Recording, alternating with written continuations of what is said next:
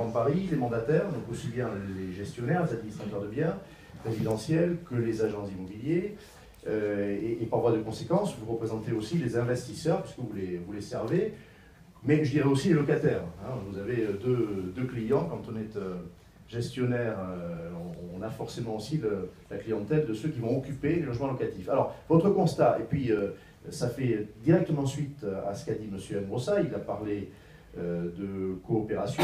Vous êtes de ces acteurs qui, je crois, il a cité la FNAIM, le bail solidaire, ont fait des propositions qui semblent avancer. Alors, votre regard aujourd'hui sur la situation et les mesures à prendre, c'est tout à fait ce qu'a fait Jérôme Dubus. Soyez concret, s'il y a des choses qui ne sont pas faites et qu'il faudrait faire, qu'on se le dise. Voilà.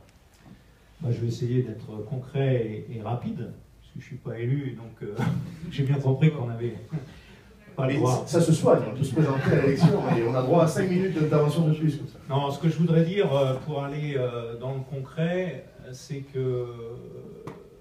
Bon, d'abord, merci, parce que je crois que ce type de réunion, malgré ce qu'on peut penser, c'est peut-être le cadre dont le logement a besoin.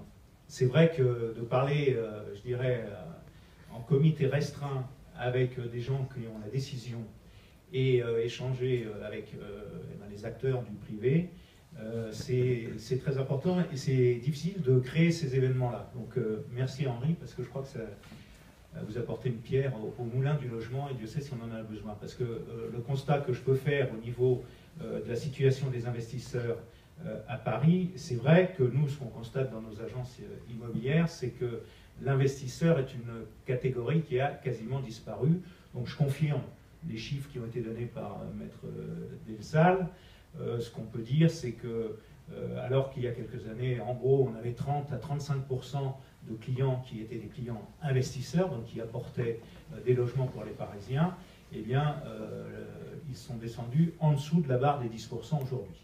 Donc, il y a un report de notre clientèle vers l'Île-de-France en général, mais en tout cas pour Paris, ça commence à être un véritable problème dans la mesure où quand même plus de 2/3 de l'offre locative est entre les mains des bailleurs privés. Donc je crois que c'est une catégorie qu'il faut soigner, surveiller de près. Et qu'en outre, je crois qu'on ne l'a pas dit, mais les 2/3 de l'offre de logement à Paris, c'est une spécificité, est une offre locative. Hein, voilà. En plus. Donc quand on a dit ça, je dirais que c'est d'autant plus important, effectivement, de se rencontrer. Et là, effectivement, je salue l'énergie et la méthode de travail, je dirais, de la nouvelle équipe à la mairie de Paris. C'est vrai que j'en suis témoin. On a tout de suite été convoqués, les promoteurs, les agents immobiliers. Convoqués ou invités? Invités gentiment pour réfléchir autour d'une table. Mais pas pour réfléchir autour d'une table pour que rien n'en sorte.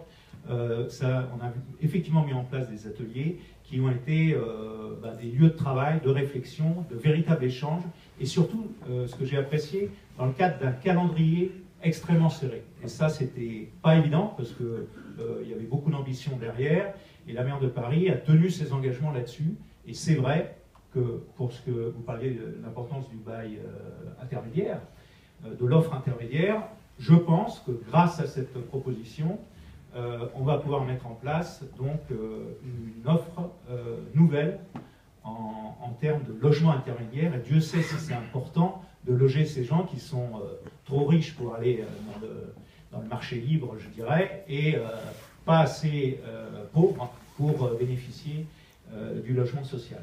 Donc ça, c'est une illustration, à mon avis, de ce qu'il faut faire. Bon, maintenant, le problème dans cette histoire, c'est que le temps joue contre nous. On est à l'horizon donc de janvier 2016, il y a la métropole de Paris qui va s'installer. J'essaye d'aller sur des sujets qui n'ont pas encore été évoqués pour peut-être ouvrir des nouvelles pistes au débat. Mais c'est vrai que la métropole du Grand Paris, 1er janvier 2016, la problématique des territoires, des EPCI, la problématique du rôle de la région par rapport à la métropole de Paris, le gisement extrêmement important d'offres locatives au niveau de l'Île-de-France que représente la deuxième couronne et sur lequel Pour l'instant, il n'y a pas vraiment de réponse parce qu'on se dit qu'est-ce que va faire la région par rapport à la métropole du Grand Paris en termes de logement, quels seront les moyens de la région, les moyens des territoires, les moyens de la métropole de Paris. Tout ça, c'est des enjeux. Du mal à amener les investisseurs sur ce type de rentabilité. Avant impôt. Et là, absolument en plus, avant impôt. Et là, en plus, vu les coûts induits par la retransformation au logement, c'est vrai que c'est un vrai problème. Mais on voit dans le projet de modification du PLU qu'il y a des choses intéressantes. La suppression de l'obligation de création de parking, pour moi, c'est une mesure fondamentale. On parlait des marchands de biens, on parlait des promoteurs. Je sais que ça, ils l'attendent, ils en ont besoin, et ça participera à la rentabilité de ce type d'opération. Donc moi, ce que je pense, c'est que, globalement, les années 2016 à 2020 vont être extrêmement difficiles quant à trouver des moyens immédiats pour ramener les investisseurs, parce que l'investisseur, il a horreur d'une chose, c'est l'instabilité juridique, l'instabilité fiscale, l'instabilité réglementaire. Et là, on va rentrer dans une zone, pour les raisons que j'évoquais tout à l'heure au niveau de la métropole du Grand Paris et de la région, dans une zone à grand risque. Donc, je pense que là, la mairie de Paris a vraiment à tirer son épingle du jeu en accélérant le mouvement sur des réformes très concrètes. Et donc, en 2 mots, effectivement, pour finir, sur le bail solidaire, là, on commence à arriver à une solution qui, si le Conseil de Paris le vote, va permettre vraiment d'apporter une offre qui n'existait pas. Et bien, chapeau, parce qu'on l'a monté en 3 mois. Si ça passe, évidemment, ça passe par une aide de la mairie de Paris sur ce type de logement. Et, donc il y aura un vote budgétaire, mais il fallait passer par là pour créer le choc de l'offre, si je puis dire. Merci beaucoup, Gilles.